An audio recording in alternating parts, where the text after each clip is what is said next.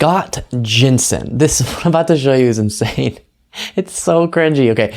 Scott Jensen is running for governor in Minnesota. Hold up. Okay. Excuse me. And he, as we've seen with so many Republicans recently, is backing off and backpedaling aggressively away from his previous stance on abortion. So I think most people in the Republican Party assumed the way they could be politically effective is to be really aggressively pro-life. As they're now seeing, that's not going well for Republicans in elections and in polling in the build-up to an election. And so tons of them are softening up, taking things off their website, changing the way that they phrase certain things, all that type of stuff. And Scott Jensen is a great example of that. So he's someone who said that all abortions should be banned except for the lives of the mother. Whenever that's, at risk or threatened, then that's the one exception, but he didn't make a clear exception for rape or incest and all of those things. Now he's saying, oh, no. Abortion rights are a part of our Constitution in one of the weirdest ads I've ever seen. Delivered 500 babies in my career.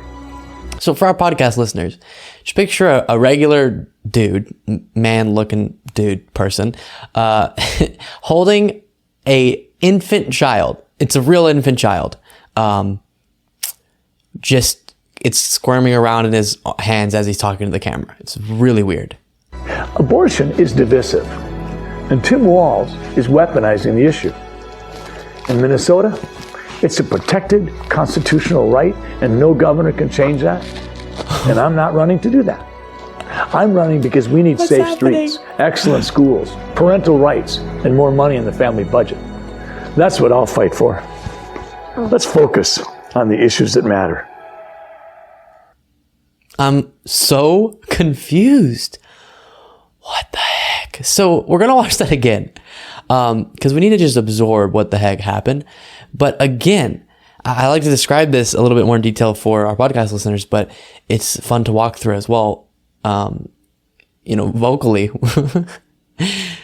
So he's holding a baby because he's a doctor who's delivered over 500 babies. To talk about abortion and say that it should be, it is a constitutional right and all those things. But then it's almost like he's holding the infant child and then talking to the camera like we're the infant child with the tone of voice.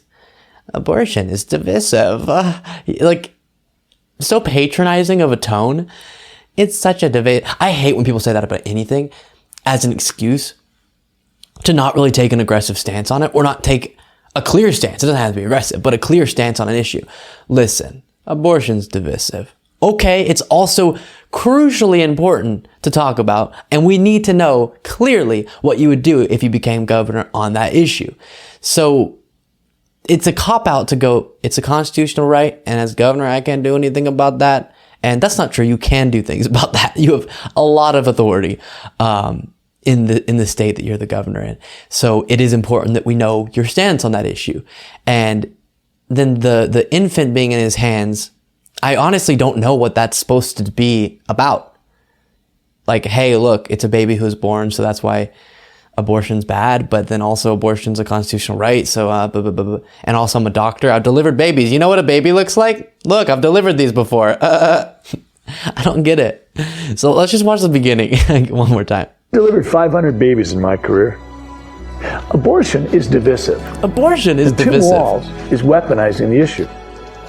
In Minnesota, it's a protected constitutional. Okay, I can't anymore.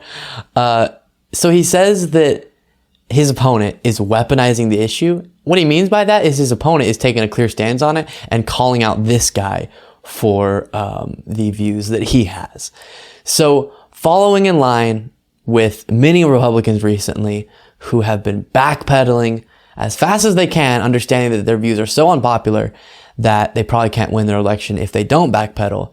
But it shows they really had no principles about this issue or really any other probably.